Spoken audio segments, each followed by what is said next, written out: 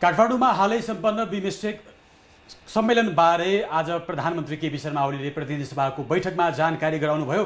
त्यस क्रममा सांसदहरूले केही महत्त्वपूर्ण प्रश्नहरू उठाएका छन्।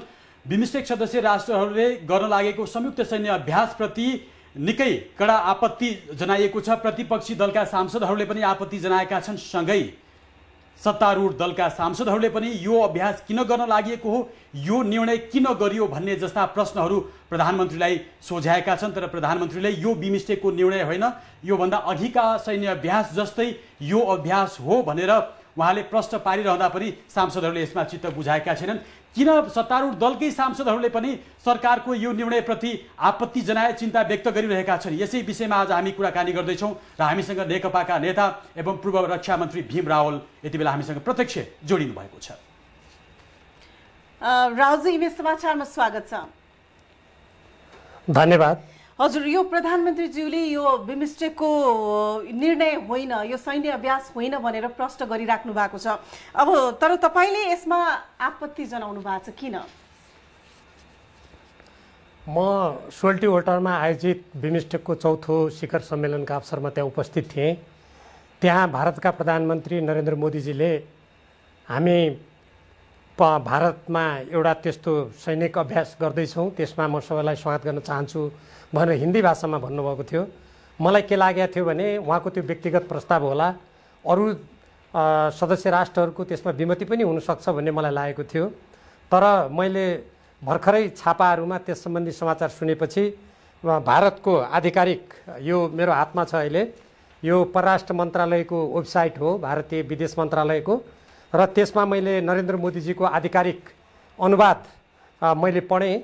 त्यसमा उहाँ के भन्नुहुन्छ भने, म अङ्ग्रेजीमा भन्न चाहन्छु, पछि म त्यसलाई नेपालीमा पनि भनौँला। I welcome the upcoming BIMSTEC multinational military field training exercise and the army chiefs conclave that will be held in India next month. यो नेक्स्ट मन्थ भनेको त्यति बेला अगस्त महिनामा, अगस्त 30 मा उहाँले सोल्टी होटलमा बोल्नुभएको थियो।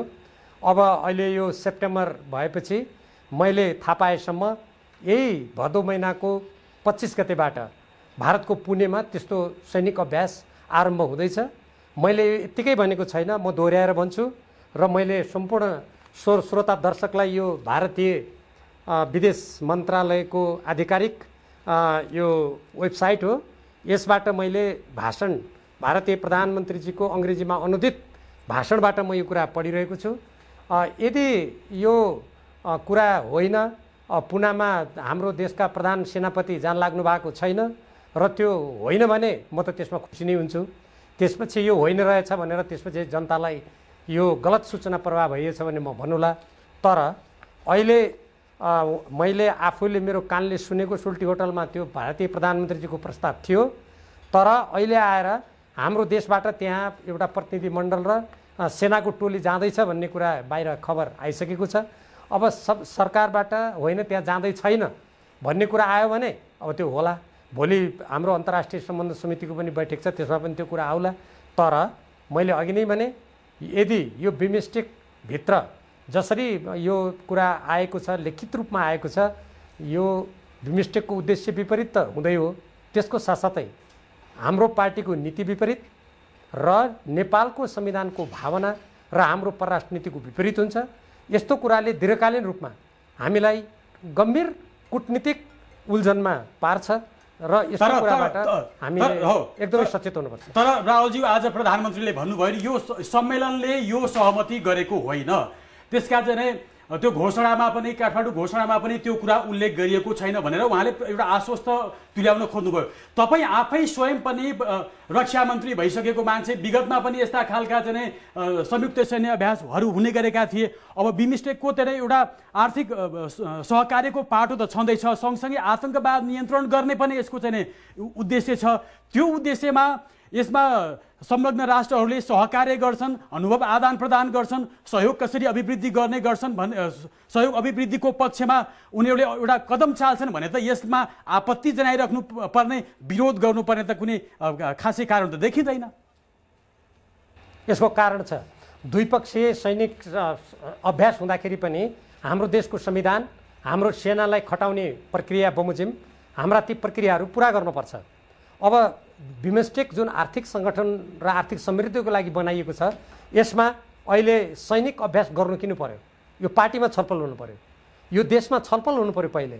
र यो जुन शब्द प्रयोग गरेको मैले तपाईँलाई अघि भने, यो बहुराष्ट्रिय सैनिक अभ्यास भनेर यसलाई संज्ञा दिइएको छ। यो किन गर्नु पर्यो र यो किन आवश्यक पर्यो यो भन्ने गम्भीर प्रश्न हो। जहाँसम्म आतङ्कवाद विरोधी सबै देशहरूको संयुक्त प्रयासको कुरा छ, त्यो गर्ने हो भने त त्यसको लागि सबभन्दा पहिले त छलफल हुनु पर्यो। हाम्रो देशभित्र पार्टीमा छलफल हुनु पर्यो। कस्तो आतङ्कवाद, हाम्रो जस्तो सिमानामा हाम्रो देशका कतिपय सशस्त्र समूहहरू पारिपट्टिबाट पनि गतिविधि गर्छन् भन्ने हामीलाई थाहा छ। त्यसमा सरकारले के गर्दैछ, त्यसमा छलफल हुनु पर्यो।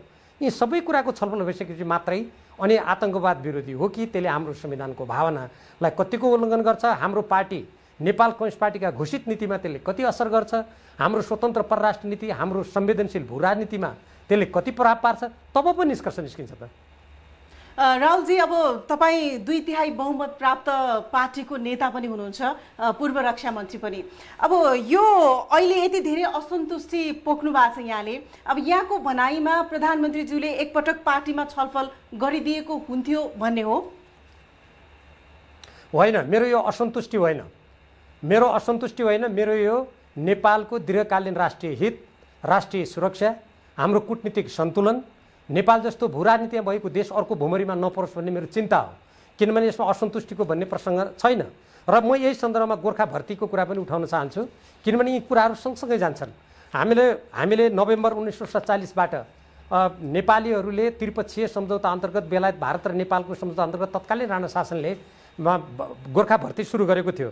हामी नेपालीहरूले हेर्नुहोस्, अब सन् 1815 को मलाउको युद्धमा हामीले पराजय भोग्नु परेपछि 3000 नेपालीहरूलाई युद्धबन्दी बनाइएको थियो र ती युद्धबन्दीलाई लिएर अङ्ग्रेजहरूले 4वटा पल्टन खडा गर्यो।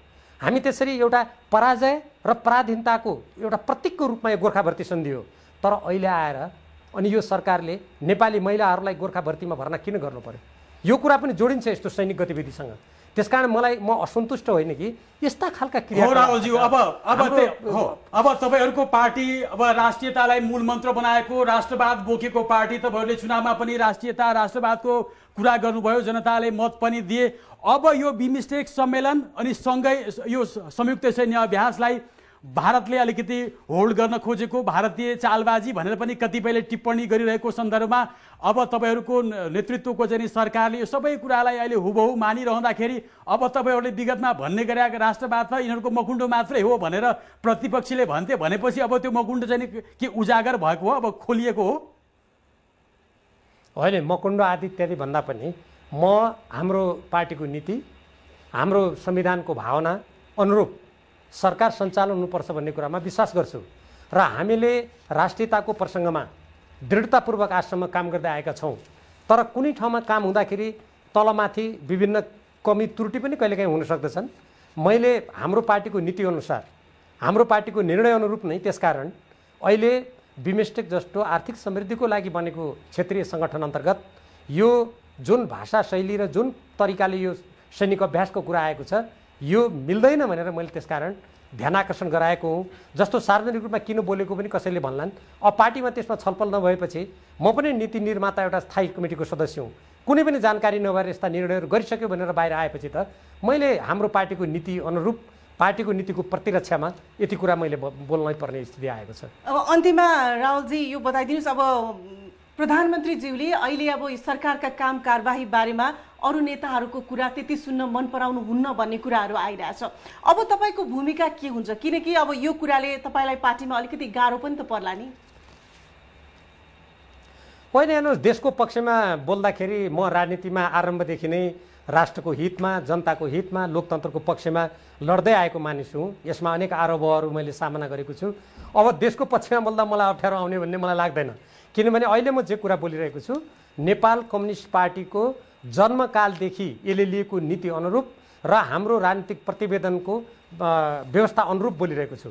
अनि पार्टीको नीतिको प्रतिरक्षामा बोल्दा मलाई अप्ठ्यारो पर्ने भन्ने कुरा केही पनि भएन। तर म सँगसँगै के भन्न चाहन्छु भने म पार्टीको नेता त अवश्य हुँ, एउटा एकजना नेता, तर त्यो नेता हुनुभन्दा पनि अगाडि म नेपाली हुँ, म एउटा देशभक्त नेपाली हुँ र नेपालको राष्ट्रिय हित मेरो लागि सर्वोपरि कुरा हुन्छ। किनभने मेरो पार्टी पनि त्यही राष्ट्रिय हितको सेवा गर्नको लागि बनेको हो। हस् हस् राहुलजी, हामीलाई समय दिनुभयो, हामी धेरै धेरै आभारी छौँ। धन्यवाद। उहाँ हुनुहुन्थ्यो नेकपाका नेता भीम रावल।